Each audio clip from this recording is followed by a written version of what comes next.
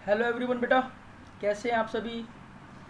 बेटा, आज से हम इस वीडियो से अपना सेकंड वॉल्यूम स्टार्ट कर रहे हैं, सेकंड बुक स्टार्ट कर रहे हैं, जो कि कंपनी अकाउंट्स के ऊपर है।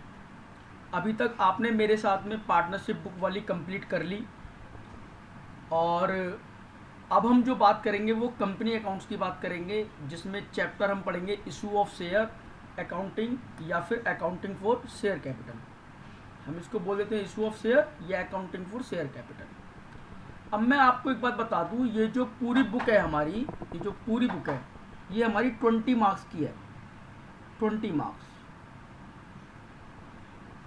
और अगर आप लोगों के पास बुक है तो आप उसको खोल के भी देख लें। उसमें 3 चैप्टर है आपका, ठीक है ना। एक तो चैप्टर नंबर 8 है, एक चैप्टर नंबर 10 है, और एक चैप्टर नंबर 9 है और 10 है, 8 9 10। तो जो चैप्टर नंबर 10 है वो आपका पूरे तरीके से डिलीट हो चुका है, यानी कि रिडेम्पशन ऑफ डिवेंचर वाला जो चैप्टर है वो पूरी तरीके से डिलीट हो चुका है। आपका जो इस बुक में चैप्टर बचता है वो बचता है एक तो अकाउंटिंग फॉर शेयर कैपिटल, यानी कि इशू ऑफ शेयर्स, और इशू ऑफ डिवेंचर, यानी कि 2 चैप्टर बचते हैं। अब ये दोनों चैप्टर आपके 20 मार्क्स में आएंगे, दोनों चैप्टर 20 मार्क्स में। तो आप समझ लीजिए कितनी इंपॉर्टेंस है, जिसमें सबसे ज़्यादा जो इम्पोर्टेंस है वो है इस चैप्टर की, ये चैप्टर नंबर 8 की इम्पोर्टेंस है। तो मैंने यहाँ लिखा भी है कि ये चैप्टर 12 to 14 मार्क्स का आपसे एग्जाम में पूछा जा सकता है, 12 से 14 मार्क्स का, और 6 नंबर में आपसे ये वाला चैप्टर। जबकि इस चैप्टर में से अभी तक कुछ नहीं पूछा जाता था, अब 6 नंबर की वेटेज है, यानी कि अगर पूछा भी जाता था तो 3-4 नंबर का कोई क्वेश्चन, अब 2-3 नंबर की वेटेज बढ़ गई। तो इतने अच्छे आपके पास ऑप्शन है इस वाली बुक से आपको नंबर खींचने के। तो आप समझ सकते हैं कि 12 से 14 नंबर का अगर ये वाला चैप्टर अकेला ही है, ठीक है ना, तो ये बड़ी अच्छी बात है आपके लिए। इसमें से आपका एक तो 8 नंबर का क्वेश्चन आएगा, एक हो सकता है 3 नंबर का क्वेश्चन आए, और हो सकता है फिर आपको 1-1 नंबर का क्वेश्चन आए। इस बार क्योंकि सिलेबस कम हुआ है तो पैटर्न कुछ चेंज हो जाए तो मैं कह नहीं सकता, बाकी यही पैटर्न अभी तक रहा है, ठीक। अच्छा, अब देखो अभी तक हमने क्या पढ़ा है। हमने 11वीं क्लास में सोल प्रोप्राइटरशिप की अकाउंटिंग के बारे में पढ़ा था, जिसमें हम फाइनेंशियल अकाउंटिंग किया करते थे, जिसमें आप जर्नल, लेजर, ट्रायल बैलेंस, और मेरे साथ में फाइनल अकाउंट यानी कि ट्रेडिंग पेंडर और बैलेंस शीट आपने बनाना सीखा था, किसका, सोल प्रोप्राइटर का। फिर आप 12वीं क्लास में थोड़े से बड़े हुए तो आपने लाम लपेट करके जैसे तैसे करके आपने पार्टनरशिप अकाउंट भी सीख ही ली। पार्टनरशिप अकाउंट आपने सीख ली। अब फाइनेंशियल अकाउंटिंग देखो, पार्टनरशिप अकाउंट में आपने क्या सीखा मेरे साथ, admission of partner, retirement of partner, death of partner, change in PSR, fundamental of partnership, dissolution of partnership, goodwill की वैल्यूएशन, ये सारी चीज़ें आपने मेरे साथ पार्टनरशिप में सीखी, ठीक है। तो ये सब स्पेसिफिक पॉइंट थे। फाइनेंशियल अकाउंटिंग यहाँ की और यहाँ की सेम होती है, ठीक है ना। अब हम थोड़े से और बड़े हो गए और अब हम कंपनियों की बात करेंगे कि कंपनियाँ अपनी अकाउंटिंग कैसे करती हैं, ठीक है ना। फाइनेंशियल अकाउंटिंग तीनों में सेम होती है, जर्नल एंट्री तीनों में सेम बनती हैं, लेजर तीनों में सेम बनते हैं। कुछ स्पेसिफिक ट्रीटमेंट हम सीखते हैं पार्टनरशिप में और कंपनियों में। अब कंपनियों में वो स्पेसिफिक ट्रीटमेंट कौन से होते हैं, हमारे सिलेबस में क्या है, 2 चीज़ें। एक तो हम शेयर्स कैसे इशू करते हैं और हम डिवेंचर कैसे इशू करते हैं। सर ये शेयर और डिवेंचर होते क्या है, बेटा हम सीखेंगे आगे कि डिवेंचर क्या होते हैं और शेयर क्या होते हैं। तो हम अकाउंटिंग फॉर शेयर कैपिटल में यहाँ पर डिस्कस करेंगे आपके साथ। अब कंपनियां अपनी अकाउंटिंग कैसे करती हैं हम ये सीखने वाले हैं। तो उससे पहले हमें ये समझना बड़ा ज़रूरी है कि कंपनी क्या होती है, कंपनी की डेफिनेशन क्या है और कंपनी के फीचर्स क्या होते हैं। हम इस बात को पहले अगर समझ लेंगे तो थोड़ा ज़्यादा अच्छा रहेगा। तो थोड़ा सा 2-3 वीडियो में हम इसके पहले थ्योरी को कवर करेंगे, उसके बाद हम इसके न्यूमेरिकल पोर्शन पर आएंगे। तो आप मेरे साथ बहुत तसल्ली के साथ बातों को सुनेंगे और समझेंगे। मैंने यहाँ पर इसकी डेफिनेशन लिखी है, एक company is an artificial person. बेटा आप और मैं नेचुरल पर्सन है, जैसे सोल प्रोप्राइटर में ये अकेला व्यक्ति होता है तो ये एक नेचुरल पर्सन है। लेकिन पार्टनरशिप फर्म में कम से कम 2 और मैक्सिमम 50 लोग होते हैं। बेटा पार्टनरशिप फर्म जो होती है वो एक वो क्या होती है, ये भी पार्टनर्स, क्योंकि फर्म जो होती हैं वो मालिकों से बनती हैं, ठीक है ना। और कंपनियां जो होती हैं, देखो पार्टनरशिप फर्म में क्या होता है कि मालिक और पार्टनर इन दोनों को कभी भी अलग करके नहीं देखा जाता। ऐसे सोल प्रोप्राइटर में मालिक और सोल प्रोप्राइटर फर्म को अलग करके नहीं देखा जाता। तो ये अपने आप में आर्टिफिशियल पर्सन नहीं हो सकते, क्यों? क्योंकि जो भी फर्म करती है उसकी जिम्मेवारी पार्टनर्स को लेनी पड़ती है। यहाँ पर भी जो भी फर्म करती है उसकी जिम्मेवारी सोल प्रोप्राइटर को लेनी पड़ती है। लेकिन कंपनियों में क्या होता है कि कंपनियां जो करती हैं उसके करने के लिए कोई भी उसका मेंबर या जो कंपनी में शेयर होल्डर होते हैं, अभी शेयर होल्डर कौन होते हैं वो भी हम समझेंगे, वो उसके लिए लायबल नहीं होते। अभी वो कैसे लायबल नहीं होती है, यहाँ पर कैसे लायबल होते हैं, इस बात को भी हम डिटेल में डिस्कस करेंगे। तो मैं बता दूं, कंपनी जो है वो अपने आप में एक पर्सन है। अब कंपनी अपने आप में पर्सन है तो वो आर्टिफिशियल पर्सन हो सकती है, वो नेचुरल पर्सन नहीं हो सकती। नेचुरल पर्सन तो आपके और मेरे जैसे लोग होते हैं ना, जो भगवान के द्वारा बनाए गए हैं। लेकिन आर्टिफिशियल वो होते हैं जिनको हमने बनाया है या वो किसी लॉ के अंतर्गत बने हैं। जैसे यहाँ लिखा हुआ भी है, a company is an artificial person created by law. अब ये लॉ कौन सा है जी, इस लॉ का नाम क्या है? तो यहाँ पर जो लॉ है वो है कंपनी एक्ट 2013। तो कंपनी एक्ट 2013 के अंतर्गत अगर कोई भी अपने आप को एज ए कंपनी रजिस्टर्ड कराता है तो हम बोलते हैं कि वो एक आर्टिफिशियल पर्सन है। ठीक है जी। Having separate legal entity. Separate legal entity का मतलब क्या होता है बेटा? कोई भी कंपनी में ऑनर होते हैं ना, तो ऑनर और कंपनी इन दोनों को अलग करके देखा जाता है। कंपनी कोई भी काम करती है उसके लिए ऑनर लायबल नहीं होते, तो इसका अपना एक सेपरेट लीगल एंटिटी होता है। कंपनियां अपने नाम से सूट कर सकती हैं, मुकदमे कर सकती हैं किसी के ऊपर भी, और कोई भी कंपनी के ऊपर भी मुकदमा कर सकता है। तो अगर मान लो किसी को कंपनी से डैमेज लेना है कुछ भी, तो वो कंपनी के शेयर होल्डर के ऊपर मुकदमा नहीं करती हैं, वो कंपनी के ऊपर मुकदमा करती हैं। इसीलिए हम कहते हैं कि कंपनियों की सेपरेट लीगल एंटिटी होती है।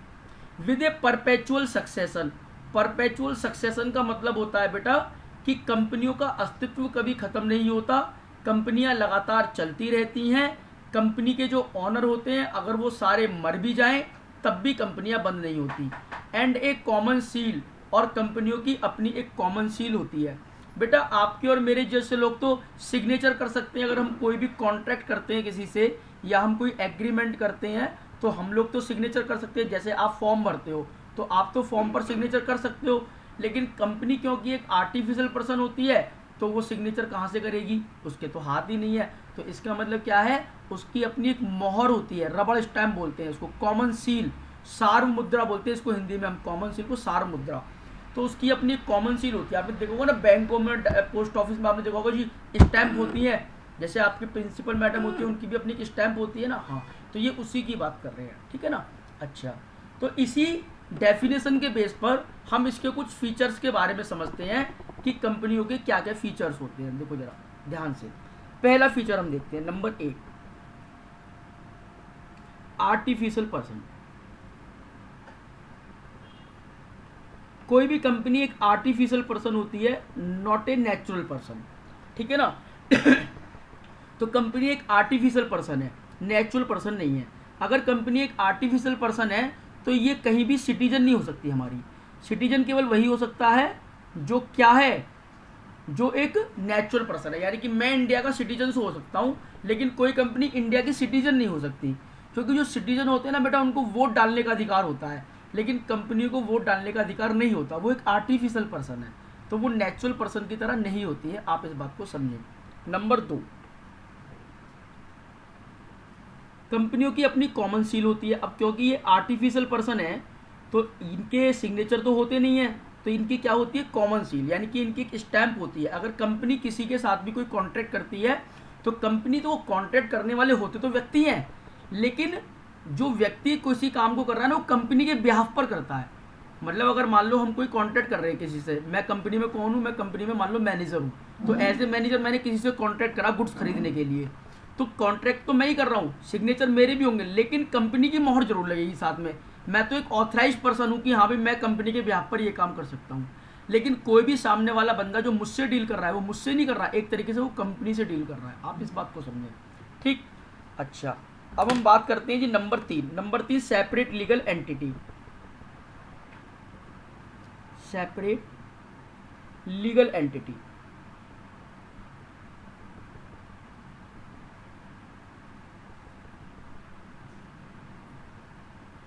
सेपरेट लीगल एंटिटी का मतलब क्या है बेटा, कि जो इसमें जो लीडर्स होते हैं, जो डायरेक्टर्स होते हैं, आर सेपरेट फ्रॉम ऑनर्स, यानी कि company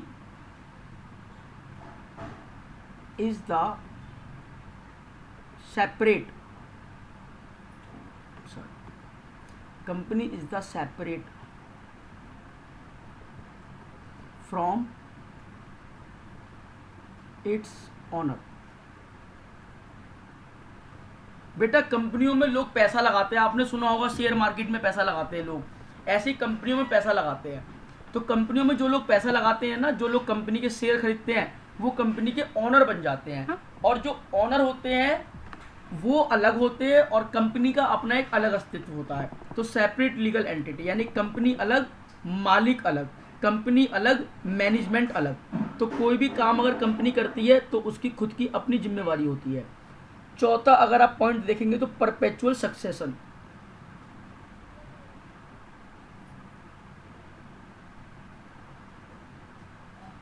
perpetual succession, perpetual succession का मतलब होता है बेटा कंपनियां कभी बंद नहीं होती, समुद्र का अस्तित्व कभी खत्म नहीं हो सकता। छोटे मोटे जो क्या नाम है नदियां होती हैं वो खत्म हो सकती हैं, उनमें पानी सूख सकता है, लेकिन समुद्र का अस्तित्व कभी खत्म नहीं। वैसे ही कंपनी होती है बेटा, कंपनियां लगातार चलती रहती है। कंपनियों के जो शेयर होल्डर होते हैं अगर वो सभी मर भी जाए ना तब भी कंपनी बंद नहीं होती है, कंपनियां लगातार चलती रहती हैं। क्यों? क्योंकि अभी एक फीचर हम और पढ़ने वाले हैं, कंपनियों के जो शेयर्स होते हैं ना वो ट्रांसफरेबल होते हैं। यानी कि अगर मान लो पिताजी थे कंपनी में तो उनके शेयर उनके पुत्र को ट्रांसफ़र हो जाएंगे और पुत्र उस कंपनी को संभालेंगे। तो कंपनियों का परपेचुअल सक्सेशन होता है, वो लगातार चलती रहती हैं, वो कभी भी बंद नहीं होती हैं। तो company goes on for ever, company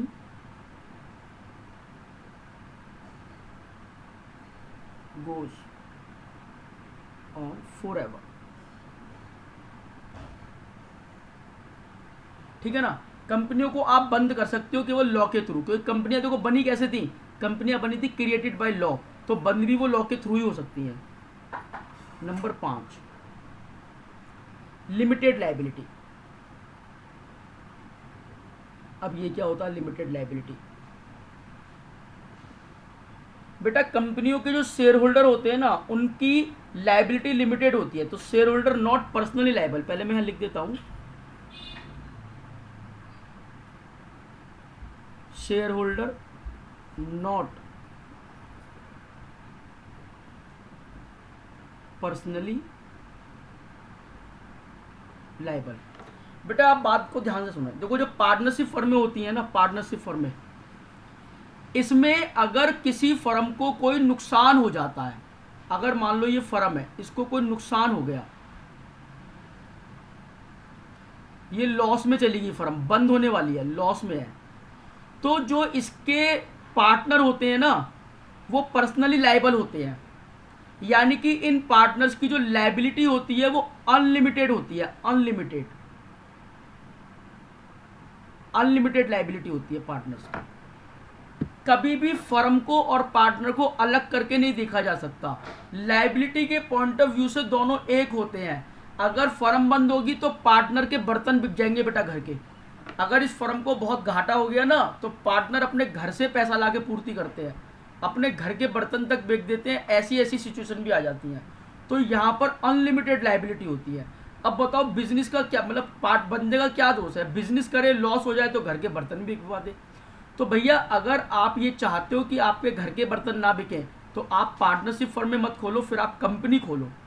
लेकिन लोग कंपनियां क्यों नहीं खोलते हैं? क्योंकि कंपनियों को बनाने के लिए और कंपनियों को चलाने के लिए दोनों के लिए ही बहुत सारी लीगल फॉर्मेलिटीज़ को पूरा करना होता है, इसीलिए लोग कंपनियों को बनाने से डरते हैं।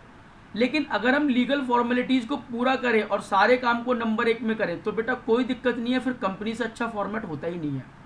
क्यों? क्योंकि कंपनियों में जो शेयर होल्डर होते हैं, जो मालिक होते हैं ना, वो कभी भी कंपनी के द्वारा किए गए कामों के लिए पर्सनली लायबल नहीं होते। कंपनी का कोई भी लॉस अगर हो रहा है तो वो कंपनी खुद बियर करेगी। केवल शेयर होल्डर ने अगर किसी कंपनी से ये कहा कि कंपनी मैं आपका शेयर होल्डर हूँ, मैं आपको 10 लाख रुपए दूंगा, तो 10 लाख रुपए से ज़्यादा के लिए वो लायबल है ही नहीं कभी भी। मान लो कंपनी को बहुत ज़्यादा घाटा हो गया और आज 12,000 रुपये की लायबिलिटी है, तो केवल शेयर होल्डर 10 लाख रुपए तक तो लायबल है, लेकिन उससे ऊपर लायबल नहीं है। हाँ 10 लाख जरूर देने पड़ेंगे भले ही कंपनी बंद हो जाए।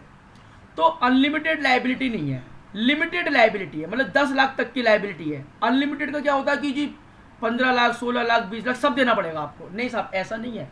लिमिटेड लायबिलिटी मतलब 10 लाख रुपए देने के लिए कहा है तो 10 लाख रुपए तक ही आपको देने हैं। 2 लाख रुपए अगर आपको ऊपर लॉस हो गया कंपनी को तो वो शेयर होल्डर को देने की जरूरत नहीं है, सामने वाले का पैसा कंपनी पर मर जाएगा। तो ये जो कंपनियां लिमिटेड होती हैं बेटा, ये भी 2 प्रकार से होती हैं, limited by shares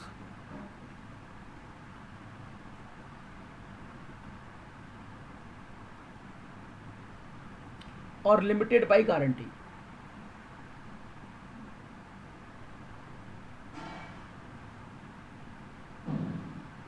limited by guarantee. तो लिमिटेड बाय शेयर का मतलब क्या होता है बेटा कि अगर मान लो मैंने कंपनी के शेयर खरीद रखे हैं 10 लाख रुपए के, तो मुझे 10 लाख रुपए कंपनी को देने पड़ेंगे, ठीक है ना, इससे ज़्यादा नहीं दूंगा। एक होती है लिमिटेड बाय गारंटी, कई बार कंपनियां बना लेती हैं और हम कहते हैं ठीक है कंपनी तुम बिजनेस करो और मैं आपको गारंटी देता हूं कि तुम्हें कोई भी कमी पड़ेगी तो मैं उसकी पूर्ति करूंगा। तो जो भी कमी होती है भाई मैं आपको गारंटी देता हूं कि आप ये बिजनेस करोगे, जो भी पैसा खर्च होगा मैं दूंगा उसके लिए। तो ये होती है लिमिटेड बाय गारंटी, ठीक है ना। तो उस तरीके से भी कंपनियां बनती हैं। जो लिमिटेड बाय गारंटी है वो एनजीओ वगैरह होती है जिसमें कुछ धर्मार्थ कार्यों के लिए आप कंपनियां खोलते हो, ठीक है ना। फिर उसके बाद में है आपका नंबर 6, मैं नेक्स्ट पेज पर ले लेता हूँ, चलो number 6, transferability of shares. Transferability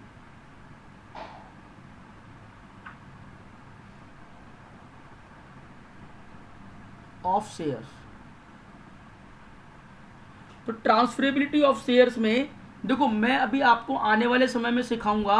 एक तो हम पढ़ेंगे पब्लिक कंपनी के बारे में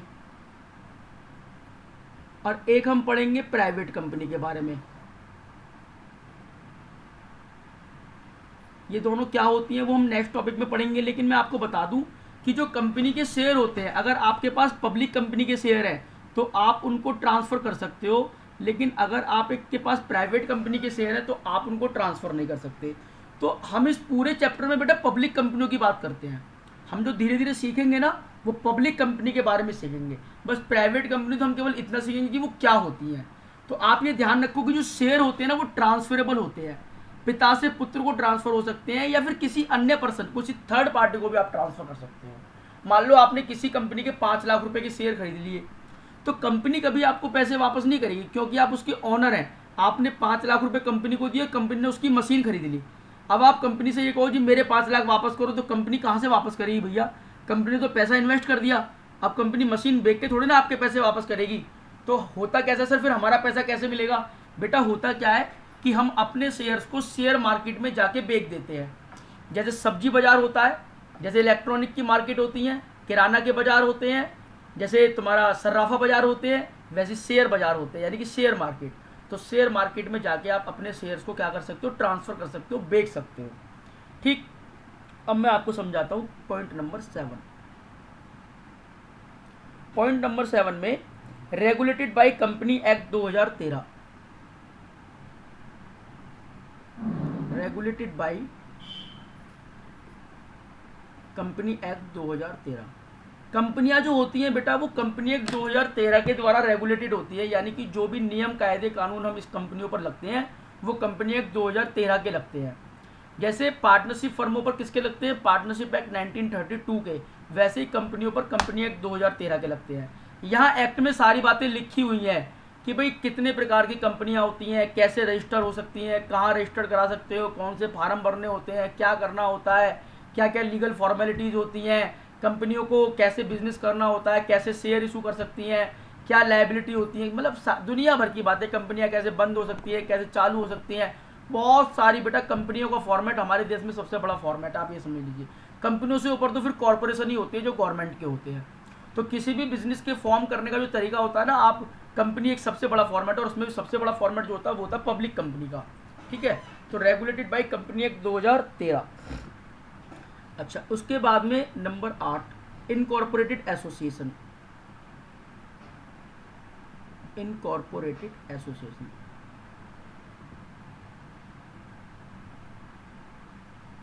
हमें अगर कोई कंपनी बनानी है तो बेटा हमें कंपनी एक्ट 2013 के अंदर उसको रजिस्टर्ड कराना होता है रजिस्ट्रार के यहाँ जा करके, ठीक है ना। और जो इनकॉर्पोरेटेड एसोसिएशन यानी कि जो जो इसको गवर्न करती है कंपनी एक्ट 2013 को अप्लाई करने का जो काम है वो किसको दिया गया है, एमसीए को दिया गया है। MCA, ministry of corporate affairs, ministry of corporate affairs, ये इस डिपार्टमेंट का नाम है बेटा। जो वित्त मंत्री होते हैं ना हमारे देश के, वो इसके मंत्रालय, इनके अंतर्गत ये मंत्रालय आता है, मिनिस्ट्री ऑफ कॉर्पोरेट अफेयर्स, वित्त मंत्री के अंतर्गत आता है ये वाला मंत्रालय। अच्छा, और कंपनियों को जो रजिस्टर्ड कराते हैं वो आरओसी के यहाँ कराते हैं, जितने भी आरओसी हैं वो एमसीए के अंतर्गत आते हैं। आरओसी का मतलब होता है रजिस्ट्रार ऑफ कंपनी। अगर हमें अपनी कंपनी बनानी है तो हमें आरओसी के यहाँ जाके अपने आप को रजिस्टर्ड कराना होगा। तो रजिस्ट्रेशन कराने का क्या प्रोसीजर होता है वो भी आपको समझाया जाएगा। रजिस्ट्रार ऑफ कंपनी, ठीक है बेटा। आई होप आपको यहाँ तक की सारी बातें क्लियर हो गई होंगी, ठीक है ना। तो इस वीडियो में आप क्या करेंगे, इनके नोट्स बना लें अच्छे तरीके से, और फिर हम इसको आगे और डिटेल में जाएंगे तो हम चीज़ों को और समझेंगे बड़े अच्छे तरीके से, ठीक है। तो इसको नोट करना, धीरे धीरे बेटा हम 3-4 वीडियो में पहले इसकी थ्योरी खत्म करेंगे, उसके बाद फिर हम इसके न्यूमेरिकल पोर्शन पर आएंगे। तो पहले हमने आज आपको उसके फीचर समझाए हैं, तो अगर आपको कोई बात समझ में ना आए तो आप मेरे से डिस्कस भी कर सकते हैं। और वीडियो को बार बार देखते हैं ना तो ज़्यादा अच्छे तरीके से चीज़ें क्लियर होनी शुरू हो जाती हैं। इसके अलावा आप अपनी बुक जो वॉल्यूम 2 है उसको ले लें, और उसमें जो भी कंपनी की डेफिनेशन और फीचर्स लिखे हुए हैं वहाँ से भी आप इसकी रीडिंग करें। तो रीडिंग करने से अगर कोई बात आपको समझ में नहीं आएगी तो आप मेरे से व्हाट्सएप चैट कर सकते हैं, फ़ोन करके मेरे से बात कर सकते हैं, लेकिन अपने डाउट्स को क्लियर जरूर कर लिया करें, क्योंकि ये जो टॉपिक है ये बड़ा इंपॉर्टेंट टॉपिक है आपका। ओके बेटा, चलो मैं आज इस वीडियो को यही ख़त्म करता हूँ। Okay, bye.